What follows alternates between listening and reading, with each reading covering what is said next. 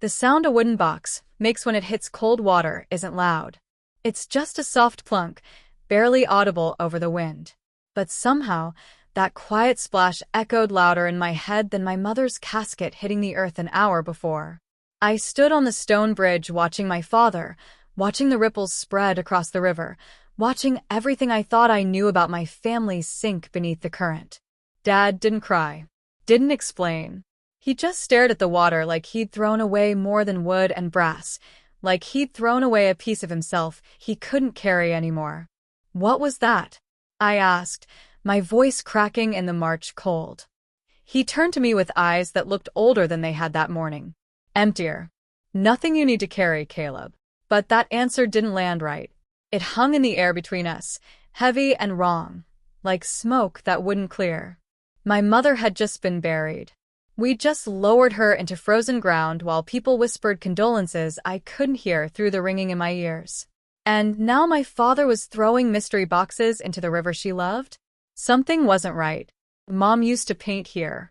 This bridge, this river, this exact spot where the water curved around smooth stones and caught the afternoon light just so. She'd sit for hours with her easel, humming songs I never learned the names of, mixing colors that somehow always matched the sky. She called it her sanctuary, her thinking place. And Dad just used it as a burial ground. Hi viewers, kindly tell us where you're watching from and what time it is. Warm welcome to the family. Enjoy the story. The funeral had been small. Mom didn't want a big production. She'd written that in the letter she left with her lawyer. Simple service, stone bridge gathering, no dramatics. She was always thoughtful like that, planning things down to the last detail, so nobody else had to scramble. She remembered everyone's birthday, knew how people took their coffee, could tell when you were lying even when you thought you'd gotten away with it. 40 years she and Dad were married. 40 years of quiet dinners and shared glances and inside jokes I was never quite part of. They fit together like puzzle pieces, her warmth balancing his silence, her energy filling the spaces his stillness left behind. At least that's what I thought. Now I was watching him walk away from the bridge with his hands in his pockets, shoulders hunched against wind that wasn't even that strong. He looked smaller somehow, shrunken, like throwing that box had cost him something physical. People started drifting toward their cars. Neighbors I'd known my whole life patted my shoulder and said things like, "She's in a better place," and "Time heals all wounds," and other phrases that meant absolutely nothing when your mother was gone and your father was acting like a stranger. I stayed on the bridge. The water moved fast here, rushing over rocks worn smooth by decades of current. I watched the spot where the box had disappeared, half expecting it to resurface, to pop back up like those trick birthday candles that won't stay blown out. But it didn't. The river just kept flowing like nothing had happened, like it hadn't just swallowed a secret that clearly meant something. Dad had been holding that box during the entire service. I'd noticed it when we were standing by the casket. This small wooden thing with a tarnished brass latch, clutched in his hands like a lifeline. I thought maybe it was something sentimental. Maybe her wedding ring or old love letters or some private piece of their history he wanted to keep close. I didn't think he'd throw it away. The cold was seeping through my suit jacket now, making my fingers numb, but I couldn't leave. Something about this moment felt permanent, like a door closing that I'd never get to open again. Like if I walked away now, I'd lose my chance to understand what just happened. But understand what, exactly? What was I even looking for? I didn't know. Not yet. All I knew was that grief wasn't supposed to sound like a splash. It wasn't supposed to look like my father's guilty relief as he watched something sink. It wasn't supposed to feel like the beginning of a question instead of the end of a story. Mom had been sick for 3 months. Some virus the doctors couldn't quite name, something that ate through her faster than anyone expected. One day she was painting by the river, the next she was in a hospital bed looking small and breakable under white sheets. She made me promise things during those final weeks, strange things that didn't make sense at the time. "Never stop asking questions, Caleb," she'd whispered once, gripping my wrist with surprising strength, even when the answers hurt. I nodded because that's what you do when your dying mother asks something of you. You agree. You promise. You pretend you understand. But I didn't understand. Not until I watched Dad throw that box. Now her words felt less like advice and more like a warning. The river kept rushing. The bridge kept standing. And somewhere downstream, in water too dark and too deep to see through, a wooden box was settling into the mud, holding secrets I didn't even know existed. I pulled my jacket tighter and finally turned to leave. But I looked back once more at the water, at the spot where the box had vanished, and I made a promise to the empty air and to Mom's memory and to whatever truth was hiding beneath the surface. I was going to find out what was in that box. Even if I had to drain the whole damn river to do it. What would you do if you discovered your parent was hiding something at a funeral? Would you let it go, or would you need to know the truth no matter the cost? The house still smelled like her. 3 weeks after the funeral, I was living in my childhood bedroom again, surrounded by boxes of estate documents and the ghost of my mother's lavender soap. Every morning I'd wake up expecting to hear her humming in the kitchen, the clink of her favorite teacup against the saucer, the soft shuffle of her slippers on hardwood. Instead, I got silence. And Dad, somewhere in the house, moving like a shadow. Her painting was still on the easel in the sunroom, half finished, the riverbank scene she'd been working on before she got too weak to hold a brush. The colors were still wet somehow, like time had stopped the day she died. Blues and greens bleeding into each other, the water captured mid-flow, frozen forever in a moment she'd never complete. I couldn't look at it without feeling something crack inside my chest. Dad had changed. Not in obvious ways. He still made coffee at 6, still read the newspaper on the porch, still wore the same brown cardigan with the frayed cuffs. But there was something hollowed out about him now, like someone had scooped out whatever made him human and left just the shell behind. He sold his business in the second week. Didn't discuss it, didn't explain. Just came home one day and said, "It's done." 40 years of building something from nothing, gone with a signature. When I asked why, he just said, "No point anymore." That should have been my first real clue. But grief makes you stupid. Makes you think everyone processes loss differently, that maybe this was just his way of coping. I was wrong. He started spending hours by the river. I'd see him from the upstairs window, standing on that same bridge where he'd thrown the box, staring at the water like he was waiting for something to surface. Sometimes his lips would move like he was talking to someone who wasn't there. Sometimes he'd just stand frozen, hands gripping the stone railings so hard his knuckles went white. I tried asking him about it once. "Dad, you okay?" He looked at me like I'd spoken a foreign language. Fine. That was it. Just fine. Then he'd walk back inside and disappear into his study for the rest of the night. The dream started in the 4th week. Always the same. I'd be standing on the bridge in moonlight, and I'd hear it, that soft plunk of the box hitting water. But in the dream, it would repeat. Over and over. Plunk, plunk, plunk. Like a heartbeat. Like a knock on a door I couldn't find. And then I'd hear her voice.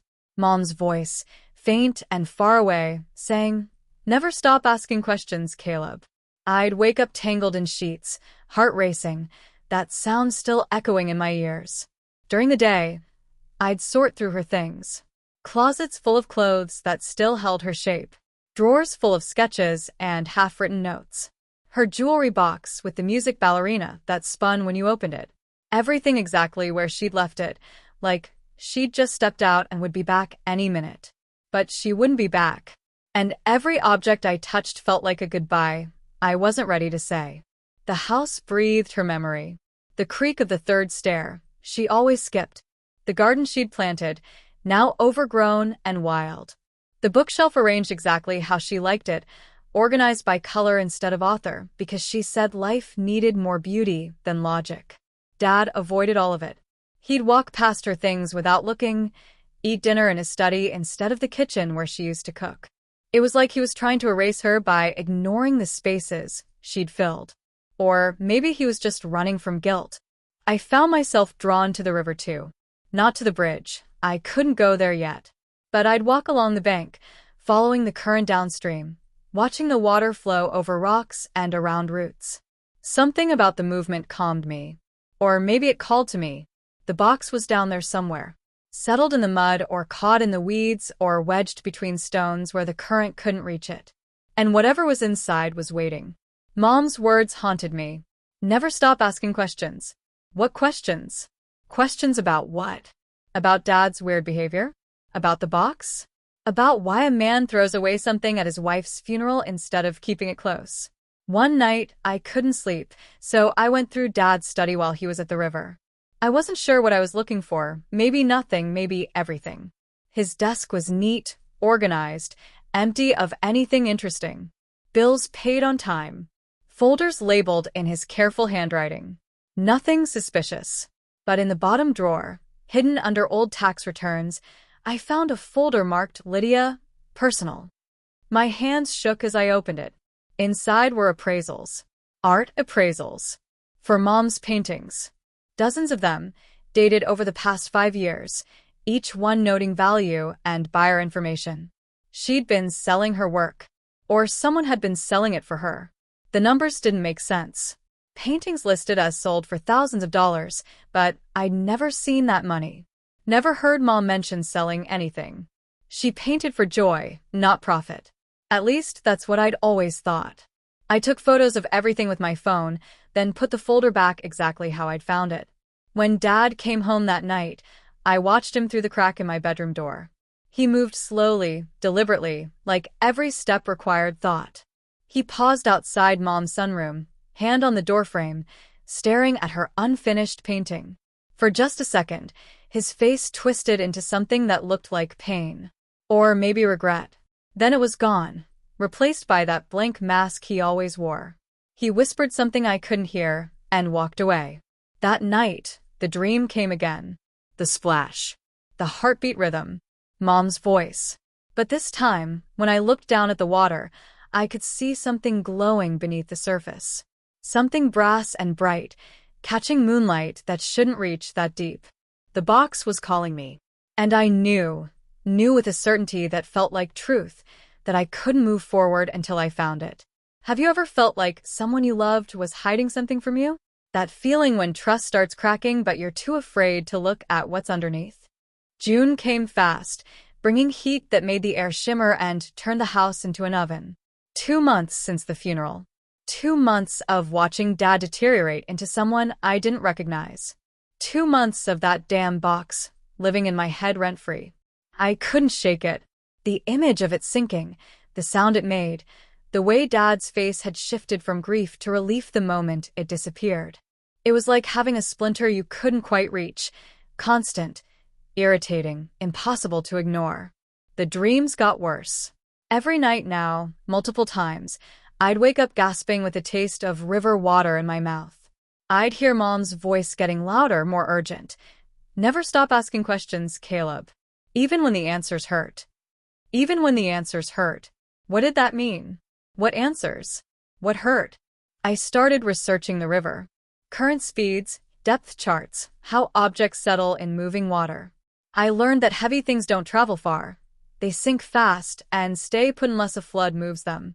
The box would be close to where it fell, probably within half a mile downstream. Dad noticed me spending time on my laptop.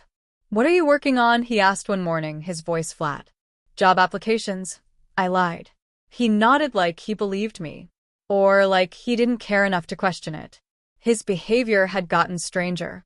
Some days he wouldn't eat at all. Other days he'd cook elaborate meals that Mom used to make, then throw them away untouched. He'd talk to himself in his study.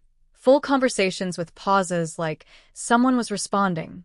Once I heard him say, "I know, Lydia. I know." But what else could I do? It made my skin crawl.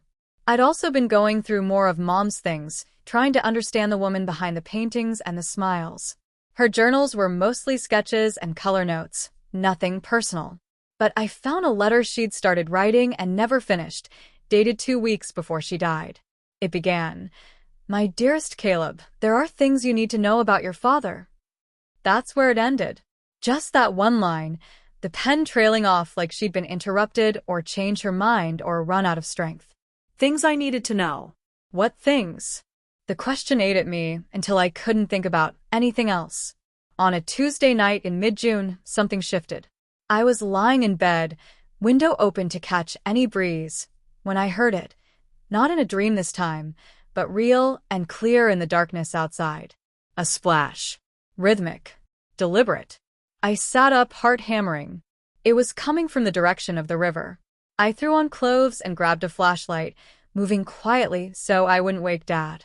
Outside, the air was thick and warm, crickets screaming in the grass. The moon was nearly full, painting everything in silver and shadow. I followed the sound to the riverbank, staying in the trees. And there was Dad, standing knee-deep in the water, throwing stones. Not skipping them, just throwing them straight down, watching them sink, over and over again. His voice drifted back to me, broken and raw. "Where is it? Where did it go?" He was looking for the box.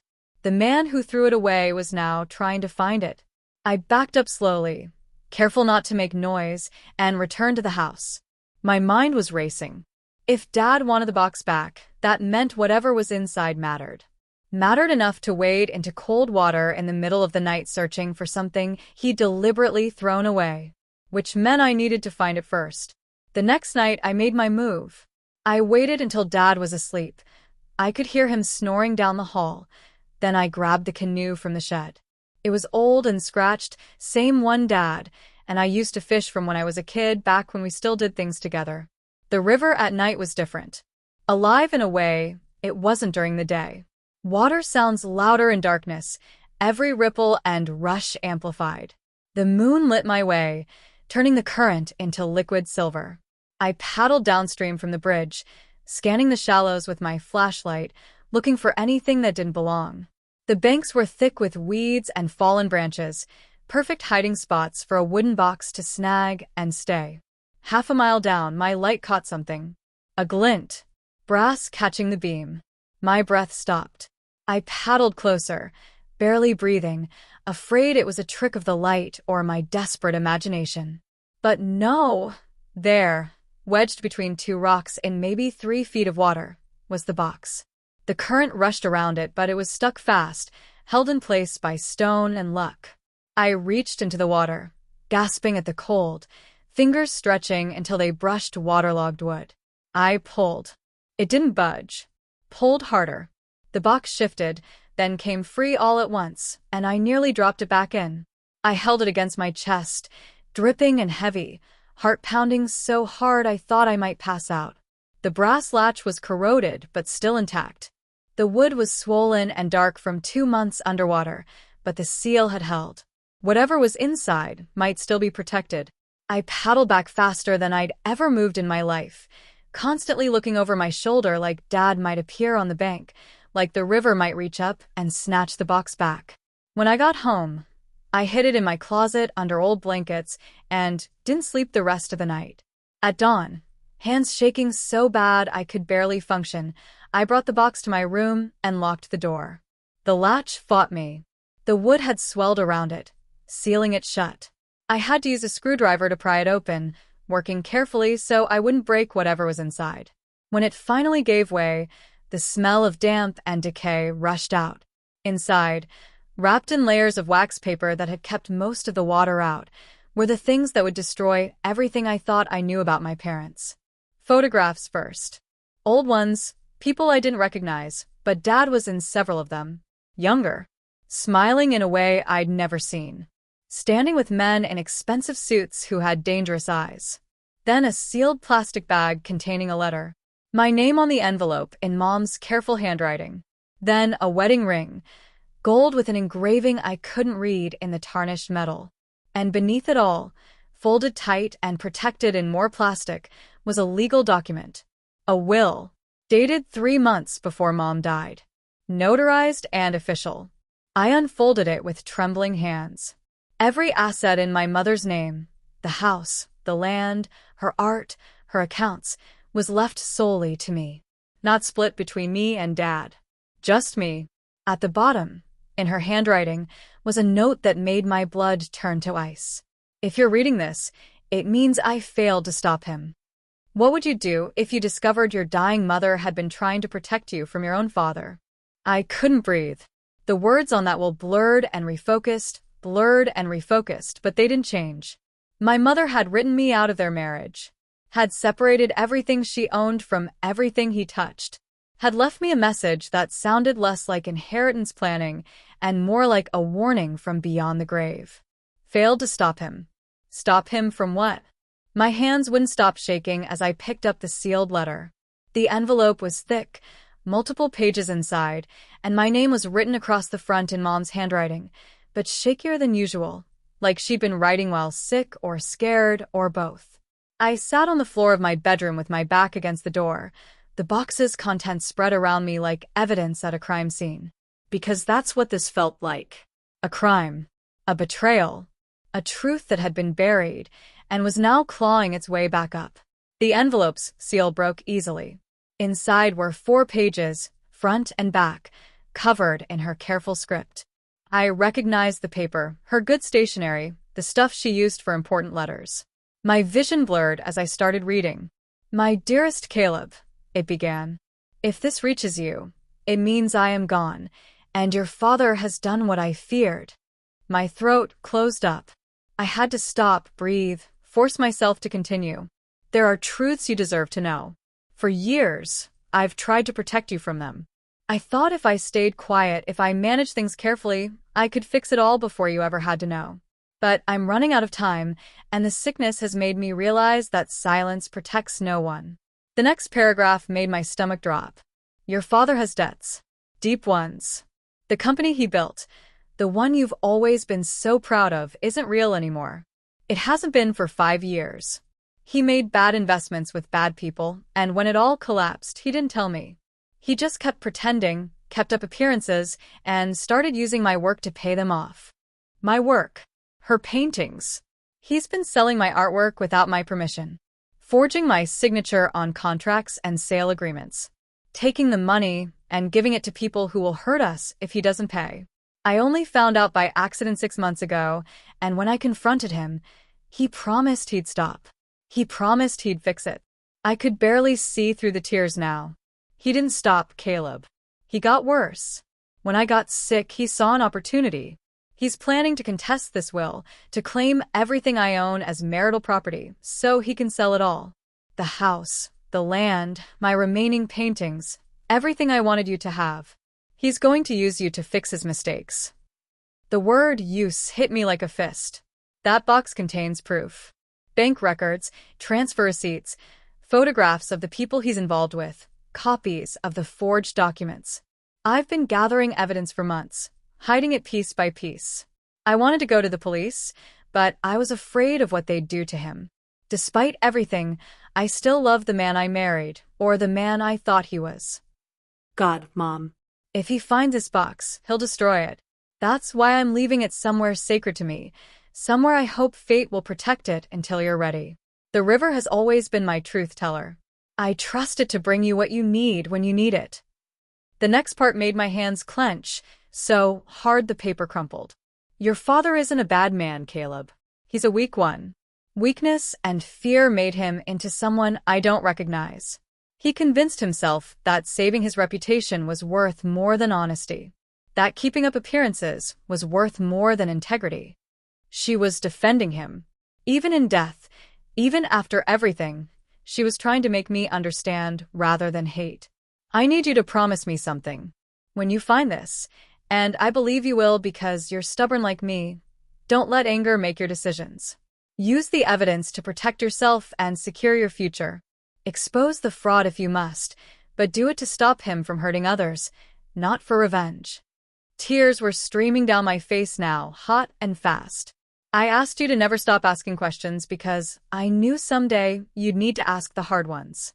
The ones about family and loyalty, and what we owe the people who disappoint us. I don't have those answers for you, sweetheart. I only have the truth, locked in this box, waiting. The letter ended with, "Your mother always, Lydia." P.S. The ring in the box belonged to my mother. I kept it separate from everything else as a reminder of who I was before I became Mrs. Arthur Rowan. I want you to have it. It's the only thing in this box that isn't about pain. It's about remembering that love doesn't have to cost everything. I sat there on my bedroom floor, surrounded by evidence of my father's betrayal and my mother's desperate attempt to save me from it, and I felt something inside me fundamentally break. Not my heart, that was already shattered from losing her. No, this was deeper. This was the foundation I'd built my understanding of family on, cracking apart like dried earth. Every memory I had was now suspect.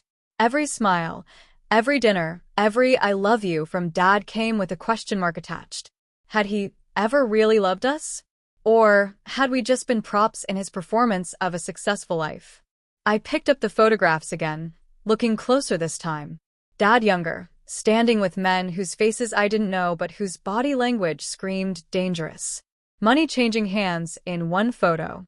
A handshake in another that looked less like business and more like a deal with the devil. The bank records showed transfers.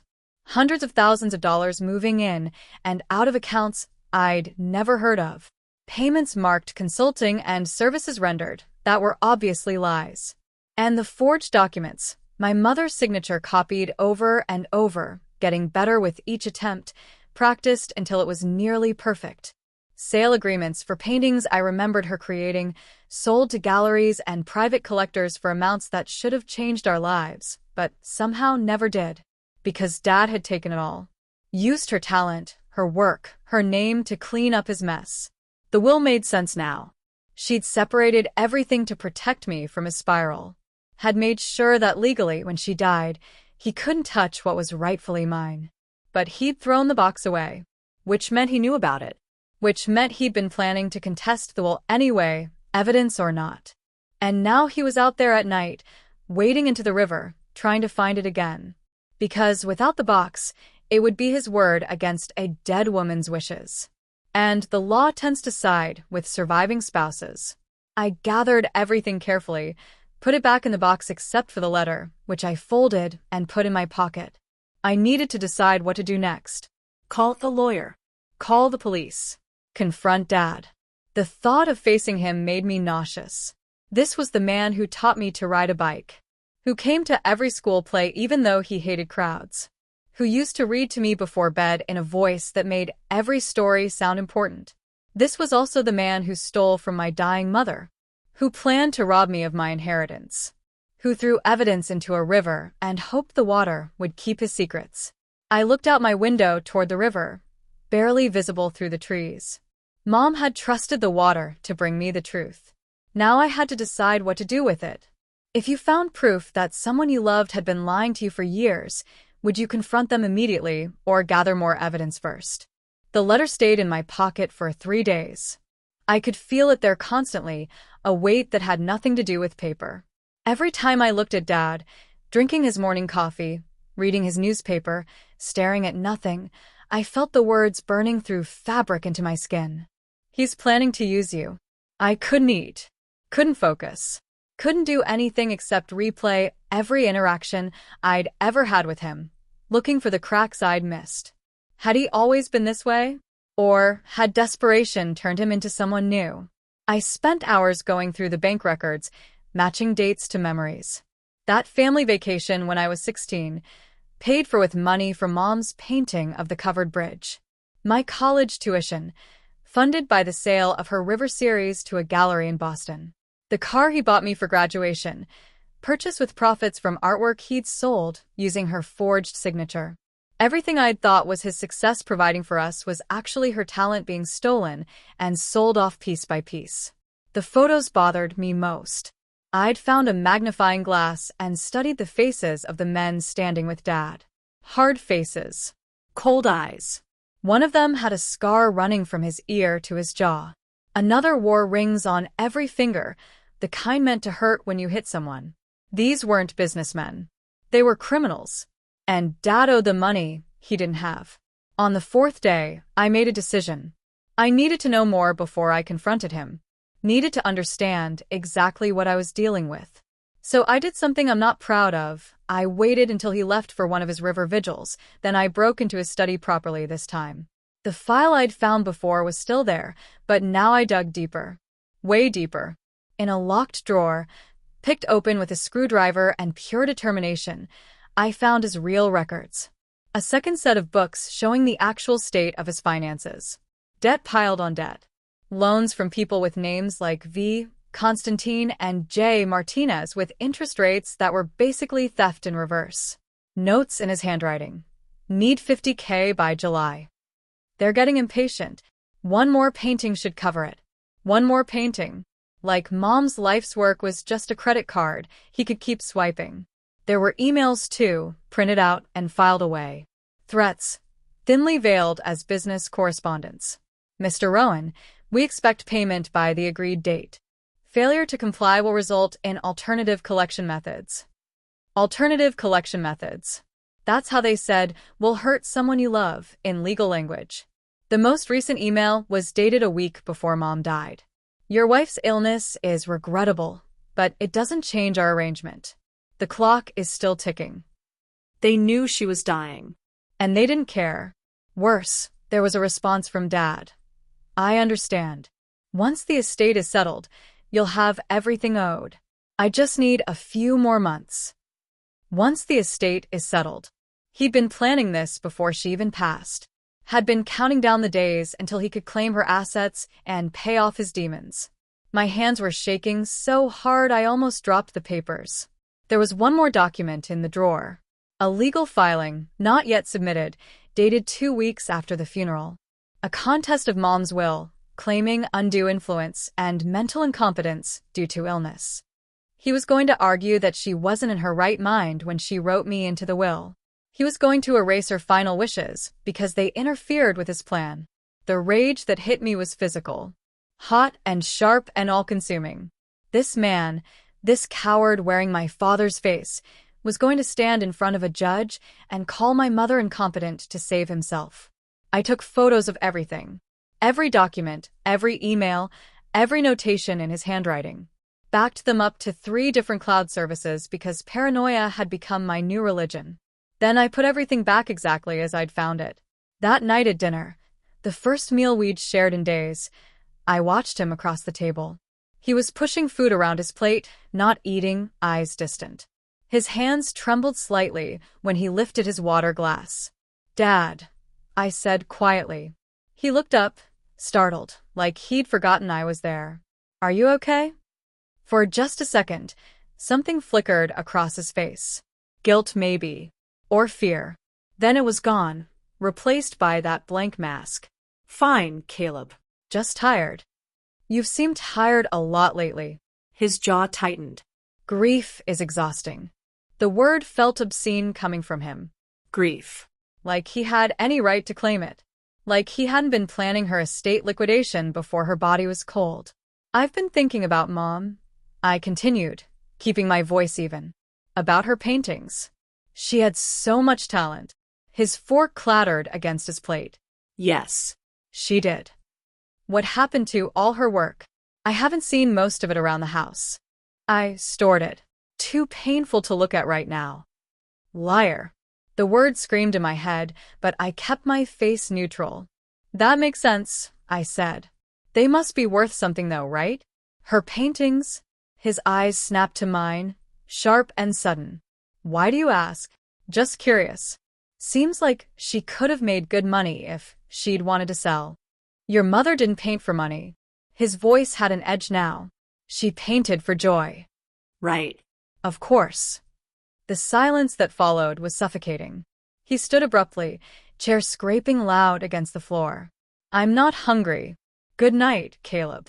He left his full plate and disappeared upstairs. I sat alone in the kitchen, heart pounding, Mom's letter burning in my pocket. He knew I was suspicious. Could feel it. And now he'd be more careful, more watchful, which meant I was running out of time. I pulled out the letter one more time, reading her words again by the kitchen light. Don't let anger make your decisions, she'd written. Use the evidence to protect yourself. Protect myself. Not destroy him. Protect myself. But right now, those felt like the same thing. I folded the letter and put it back in my pocket, my decision crystallizing into something solid and immovable. Tomorrow, I'd call a lawyer. I'd turn over everything I'd found. The box, the documents, the photos, all of it. I'd expose every lie, every theft, every betrayal. Not for revenge. For truth. Because Mom was right about one thing. Silence protects no one. And I was done being silent. Have you ever reached a point where you knew you had to act, even though it meant destroying a relationship forever? Where the truth mattered more than keeping the peace. I dropped the waterlogged box on the porch table at dawn. Dad was already there with his newspaper and coffee, same as every morning, pretending everything was normal. Pretending he wasn't a thief and a liar. The box landed with a wet thud that made him flinch. "I found it," I said. His face drained of color. Actually drained, like someone had pulled a plug and let all the blood out. The newspaper slipped from his fingers, pages scattering in the morning breeze. For 5 full seconds, he just stared at the box like it was a ghost. Then he looked at me, and I saw something I'd never seen in my father's eyes before. Pure, unfiltered fear. "Caleb. Don't." My voice came out harder than I intended. "Don't say my name like we're about to have a normal conversation." He reached for the box. I grabbed his wrist, stopping him cold. "I read everything," I said. "The will, the letter, the bank records. I know about the debts, the forgeries, the men you owe money to. I know you were planning to contest Mom's will and sell everything she left me. I know all of it, Dad." His mouth opened and closed like a fish drowning in air. When he finally spoke, his voice was barely a whisper. "You don't understand. Then explain it to me." I let go of his wrist and stepped back, arms crossed. "Explain how you stole from your dying wife. Explain how you forged her signature and sold her paintings to pay off loan sharks. Explain how you were going to call her incompetent in court to get what you wanted. Go ahead. I'm listening." The silence stretched between us like a chasm. A bird called somewhere in the trees. The river rushed in the distance. Dad looked old suddenly, not just older, but ancient. Hollowed out. "I was trying to protect us," he said finally. "Protect us?" The laugh that came out of me was bitter. From what? From them. From the people I owed. From losing everything. "You mean from the consequences of your own choices." He flinched like I'd hit him. "Good. It started small," he said, voice shaking now. "One bad investment. I thought I could fix it before anyone noticed. But it snowballed. The interest rates, the deadlines, I couldn't keep up. And these people, Caleb, they don't negotiate. They don't give extensions. They just take what they're owed, one way or another. So you took from Mom instead." "I was going to pay her back. I had a plan." She was dying, Dad. "She was dying and you were planning her estate liquidation like she was already gone. Like she was just an asset to be cashed in." His face crumpled. Tears started rolling down his cheeks, and part of me, the part that remembered being a kid who thought his father could fix anything, wanted to comfort him. But the rest of me remembered Mom's letter. Her shaky handwriting. Her desperate attempt to protect me even as her body failed. "I loved her," Dad whispered. "I know you don't believe me, but I did. I do. Love doesn't steal. Love doesn't forge signatures. Love doesn't throw evidence in a river and hope it stays buried." He looked at the box, then back at me. "How did you find it? Does it matter?" "I looked for it. Every night for weeks, I searched that river. I thought it was gone." "You mean you hoped it was gone? Hoped you could erase what you'd done, and I'd never know the truth?" His shoulders sagged. He looked defeated in a way I'd never seen. "Broken." "What are you going to do?" he asked quietly. I pulled out my phone and showed him the screen, photos of every document, every email, every piece of evidence from his study. "I'm going to a lawyer this afternoon. I'm turning over everything, the box, the copies, all of it. Mom's will is going to stand exactly as she wrote it. And if those men you owe come looking for payment, they can take it up with the courts. But they're not touching anything that was hers. Not the house, not the land, not a single painting." "Caleb, please." "I'm not done." My voice was cold now, detached. "I'm also filing a fraud report. The forged signatures, the unauthorized sales, that's a crime, Dad. You committed crimes against your own wife. They'll arrest me. Probably. I'll go to prison. Maybe." He buried his face in his hands, shoulders shaking with sobs. It should have felt like victory. Instead, it just felt hollow. She tried to warn me about you, I said quietly. In her letter, She said you weren't bad, just weak. that fear made you into someone she didn't recognize. I paused. She was wrong.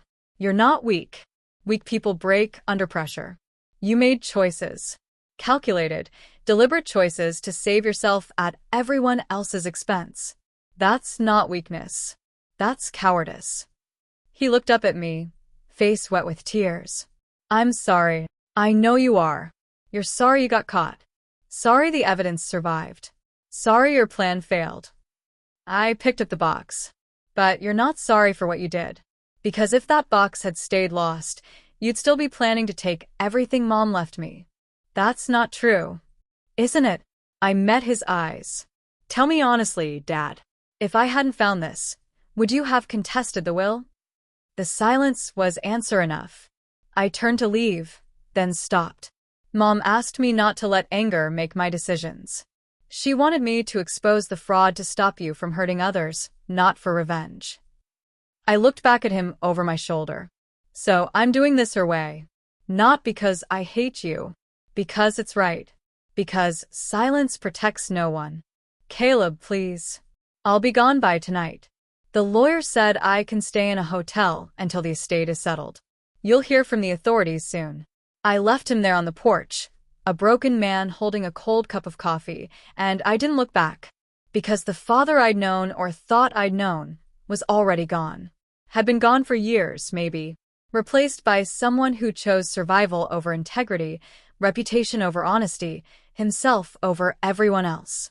And I was done mourning people who were still breathing but already dead inside. When someone you love betrays you, do you owe them forgiveness just because they're family? Or does blood stop mattering when trust dies? The lawyer's name was Rebecca Chin, and she sat across from me in an office that smelled like leather and old books, studying the contents of the box with the careful attention of a surgeon examining a patient. 2 weeks had passed since the confrontation. 2 weeks of living in a hotel room, avoiding Dad's calls, and trying to process the fact that my entire childhood had been built on a foundation of lies. Rebecca looked up from the documents, her expression unreadable. This is substantial evidence. The forged signatures alone are enough for criminal fraud charges. Add in the unauthorized sales and the misappropriation of funds. She shook her head.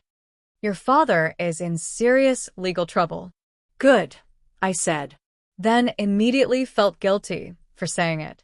She must have seen something in my face because her expression softened. This can't be easy for you. It's not about easy. It's about right. Those aren't mutually exclusive. She organized the papers into neat stacks. I've already filed to validate your mother's will. Given the evidence and the timeline, the will was executed while she was demonstrably competent, witnessed, and notarized. There's virtually no chance of a successful contest. What about the debts? The people he owes? That's where it gets complicated. Your father's debts are his debts. They can't come after your inheritance because legally, those assets never belonged to him. They were your mother's separate property, and she left them to you. Relief flooded through me. So, they can't touch the house? The land? Not legally. However, she hesitated. The people your father borrowed from, based on these photos and the loan terms, they're not exactly the type to respect legal boundaries. You mean they're criminals? I mean they operate outside normal channels. So while you're protected legally, I'd recommend being careful. At least until your father's situation is resolved. Over the next few days, everything moved fast. The fraud report was filed. Detectives interviewed me twice, going through every document, every photo, every piece of evidence. They were building a case, they said. A strong one. I went through Mom's remaining paintings, the ones Dad hadn't managed to sell yet. There were dozens of them, stored in the attic, covered in sheets like sleeping ghosts. Each one was beautiful. Each one a piece of her soul, she'd put on canvas. The painting of the river bridge made me cry. She'd captured it perfectly. The way the light hit the water, the moss on the stones, the trees bending over the current like they were bowing to something sacred. This was where she'd felt most herself. Where she'd been happiest. where Dad had thrown away the truth about himself. I hired an appraiser. The paintings were worth more than I'd imagined, not millions, but enough to secure my future. Enough to honor her legacy properly. But the money didn't feel real. None of it did. I'd inherited a fortune, but it felt like ashes. Like I'd won a prize I never wanted to compete for. The criminal case moved forward. Dad hired a lawyer, a good one, expensive, probably the last of whatever money he had left. There were hearings and depositions and legal maneuvers I didn't understand. I had to testify. Had to sit in a room with my father present and walk strangers through how he'd stolen from my dying mother. His lawyer tried to paint it as a misunderstanding, as a desperate man trying to save his family from financial ruin. But the evidence was overwhelming. The forged signatures were amateur hour. An expert testified that a child could spot the differences. The unauthorized sales were documented in emails where Dad explicitly discussed hiding the transactions from Mom. There was no defense that held water. 6 weeks after I found the box, Dad's company was officially dissolved. The criminal investigation revealed more fraud, investors he'd lied to, partners he'd cheated, a web of deception that went back further than even Mom had known. The men he owed money to? They vanished. Once the criminal case became public, they disappeared like smoke. Probably because they didn't want investigators looking too closely at their own operations. Dad lost everything. The case was still pending, but his assets were frozen. His reputation was destroyed. The man who'd spent 40 years building an image of success and respectability watched it all crumble in a matter of weeks. And I felt nothing. Not satisfaction. Not vindication. Just a vast, empty sadness. Because this wasn't victory. This was just the truth finally getting its due. And truth doesn't care about your feelings or your family or how uncomfortable it makes things. Truth just is. One night, alone in my hotel room, I looked at Mom's letter again. Read it for probably the 100th time, searching for something I might have missed. Some wisdom or comfort or explanation for why this all hurts so much. Don't let anger make your decisions, she'd written. I hadn't. Every choice I'd made was deliberate, calculated, right? I'd done exactly what she asked, used the evidence to protect myself and stop Dad from hurting others. So, why did it feel like I'd lost everything instead of won? The answer came slowly, in the quiet darkness of that anonymous hotel room, because you can't win when your family destroys itself. There's no victory in being right when being right means your father goes to prison and your mother died trying to protect you from him. There's just survival. And the hollow, exhausted relief that comes with it. Rebecca called the next morning.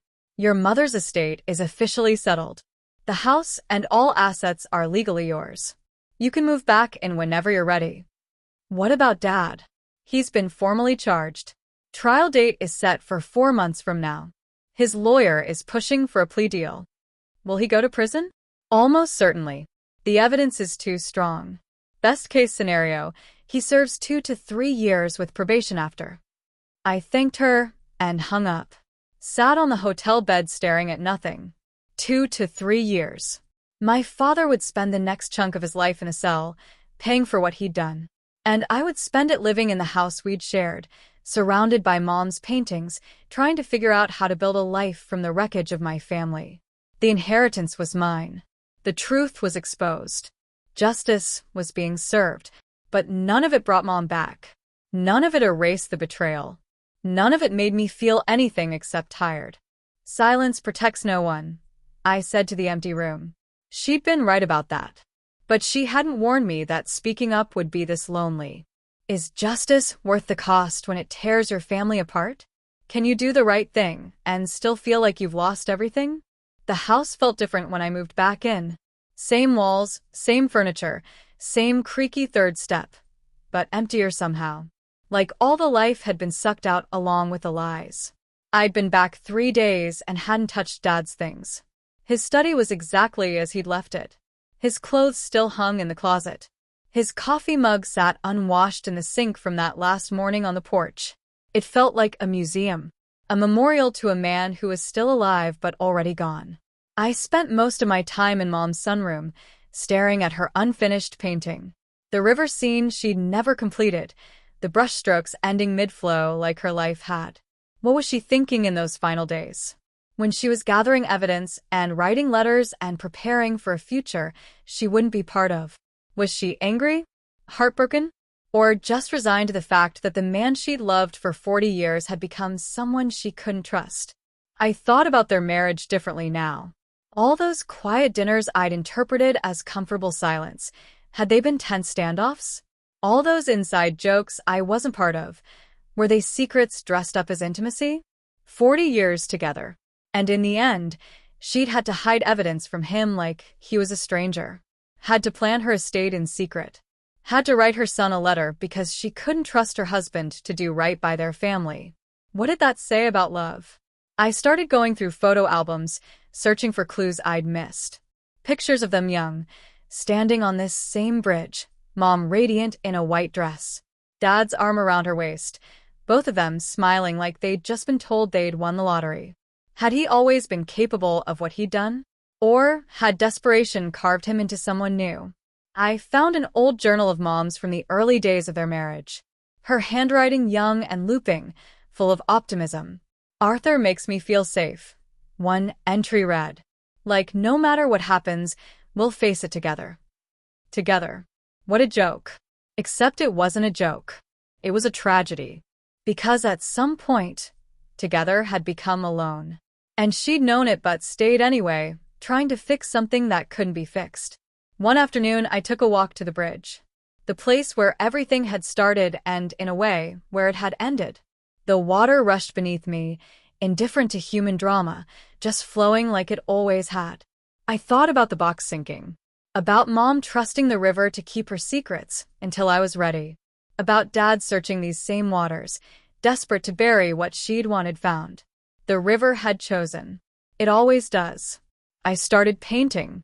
I hadn't picked up a brush since high school, but something about being surrounded by Mom's work made me want to try. I set up in her sunroom, used her supplies, tried to capture the way the afternoon light hit the garden. It was terrible, clumsy and amateurish, and nothing like her effortless grace. But it felt good. Felt like a connection to her that wasn't about death or betrayal or legal documents. Just creation. Pure and simple and honest. I thought about what she'd done. Turned pain and beauty into art. Captured moments that would outlive her. Her paintings would hang in galleries and private collections long after everyone who knew her was gone. That was her real inheritance. Not money or property, but proof that she'd existed. That she'd seen the world with eyes that found beauty, even when life was ugly.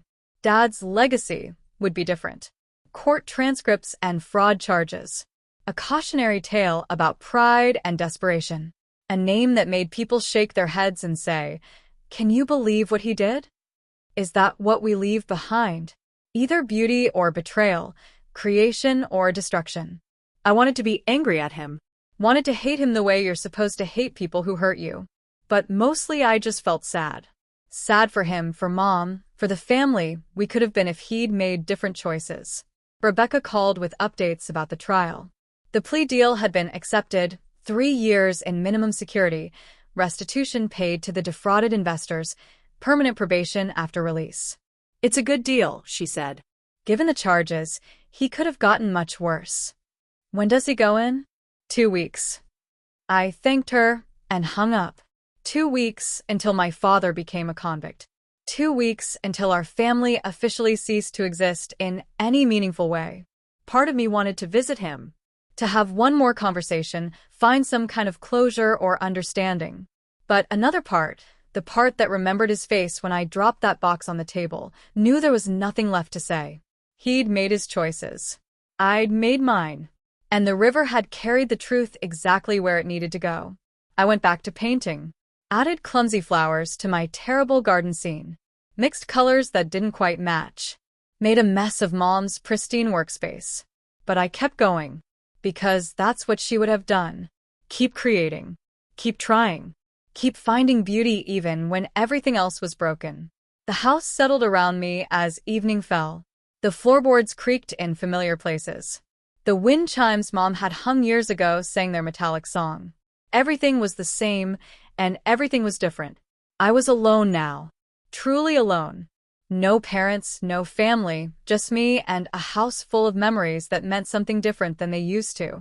But I had her paintings. Her letters. Her legacy of truth over silence, courage over fear. And I had the river, still flowing like it always had, keeping its secrets and revealing them when the time was right. Maybe that was enough. Have you ever had to rebuild your understanding of someone you loved?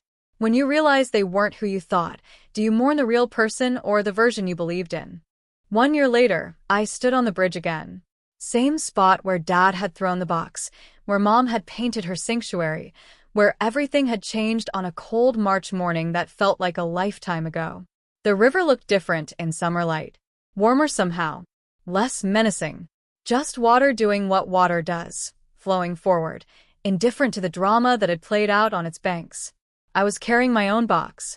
Cedar this time, small and light, smelling like the forest Mom used to walk through. Inside were her favorite paintbrushes, the ones worn down from years of use, the ones that knew her hand better than anything. And a photograph of her in the garden, smiling that smile that made everything feel okay. Dad had been in prison for 10 months. I'd visited once. It had been awkward and painful, two strangers making small talk through plexiglass about nothing important. He looked smaller in prison blues, diminished, like the walls had compressed him into someone I didn't recognize. He'd apologized again. Said he was getting help, seeing a therapist, trying to understand why he'd made the choices he made. I nodded and said that was good, and we'd sat in silence until the time was up. I hadn't been back since. Maybe I would eventually. Maybe not. Forgiveness wasn't something I could force, and I'd stopped trying. But I wasn't angry anymore. Anger takes energy I didn't have. I'd replaced it with something quieter, acceptance, maybe. Understanding that people are complicated and broken and capable of both love and betrayal, sometimes in the same breath. The house was different now. I'd turned Mom's sunroom into an art therapy space. 3 times a week I taught classes, mostly people dealing with grief or trauma, looking for ways to process pain that talking couldn't reach. We painted by the windows overlooking the river. I showed them Mom's techniques, her way of seeing light, her philosophy that art wasn't about perfection but about honesty. I wasn't a good teacher yet, but I was learning. And the students, they seemed to get something from it. Something Mom would have been proud of. I'd kept all her paintings except one. The unfinished river scene from her easel. I'd completed it. Worked on it for months, trying to match her style, her vision, her voice. It wasn't perfect. You could see where her brushstrokes ended and mine began. But maybe that was fitting. A collaboration across death. Her vision, my completion. The things she couldn't finish, I'd given an ending. It hung in the sunroom now, the first thing students saw when they came for class. A reminder that nothing in life is ever truly finished. We just stop, and someone else picks up where we left off. I'd learned other things too. About Mom, about Dad, about the messy reality of marriage and money and pride. I talked to people who knew them back when friends, colleagues, neighbors pieced together a more complete picture. Dad hadn't always been weak. He'd been ambitious once, driven, wanting to build something meaningful. But somewhere along the way, wanting success became needing it. And needing became desperation. And desperation became the kind of choices that destroy families. Mom hadn't been perfect either. She'd known about some of the financial problems earlier than her letter suggested, had chosen to look away, to trust he'd fix it, to prioritize peace over confrontation until it was too late. They'd both made mistakes. Both chosen silence when honesty would have saved them. But in the end, she'd found her courage. Had chosen truth over comfort, me over him, right over easy. That's what I held on to. That's what mattered. I looked down at the cedar box in my hands, lighter than the one Dad had thrown. Different in every way that counted. This wasn't about hiding. It was about release. I opened the box one more time, touched the paintbrushes, looked at her photograph, memorized her smile one more time before letting go. Thank you, I whispered to her memory, to the air, to the river that had brought me truth when I needed it most. For the paintings. For the courage. For teaching me that silence protects no one. Then I threw the box. It arced through the air, not heavy and guilty like Dad's had been, but light. Almost graceful. When it hit the water, the splash was soft, gentle, like the river was accepting an offering instead of swallowing a secret. I watched it float for a moment, bobbing on the current, catching sunlight. Then it started to sink, slow and peaceful, until it disappeared beneath the surface. But I didn't feel grief this time. Didn't feel loss or anger or betrayal. I felt peace. Because I'd kept my promise. I'd found what she wanted me to find. I'd used the truth to protect myself and others. I'd honored her legacy the only way that mattered, by choosing courage over comfort, honesty over silence. The wind picked up, rustling through the trees, carrying the smell of water and earth and growing things. It sounded almost like her voice, that wind. Almost like she was saying, "You did good, sweetheart. You kept your promise." I closed my eyes and let myself believe it. When I opened them again, the river was just a river.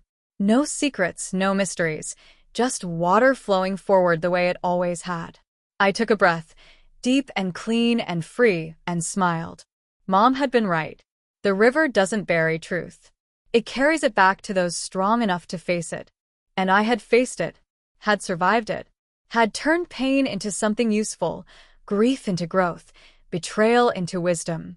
I was still standing, still painting, still teaching others to find beauty in broken things. That was enough. More than enough. I turned and walked back toward the house, toward the students who'd be arriving soon, toward the life I'd built from the wreckage of my family. Behind me, the river kept flowing. Forward, always forward. When you finally let go of pain, does it feel like losing something? Or does it feel like freedom? The morning sunlight danced over the river, turning it silver and gold as Caleb stood on the bridge, near where his father once stood, close enough to remember, without drowning in grief. It had been 2 years since his mother's funeral, 2 years since a wooden box unraveled every illusion he'd had about family, love, and truth. Now, life looked different. His art therapy classes, born from his mother's techniques, had grown from 3 hesitant students to 20. People traveled from neighboring towns to paint by the river, to find peace in color and brushstrokes. Caleb had learned how to listen to silence, how to guide healing without words. His students were all carrying their own wounds. Maria, betrayed after 30 years of marriage. Josh, abandoned by his parents. Robert, lost after losing his job. Broken people, painting their way back to wholeness. His mother would have loved it. The laughter, the vulnerability, the courage in every stroke. Caleb tried to honor her philosophy. Creation as healing, honesty as sacred, and every soul deserving to be seen. Then came the news. His father had been released early. Good behavior. Therapy completed, restitution paid. 22 months. Caleb hadn't gone to his release, hadn't answered his calls. The voice on the other end of the line had been softer, older. "I know I don't deserve it, but I'd like to see you," his father had said. Caleb promised to think about it, but 3 months later, he still hadn't returned a call.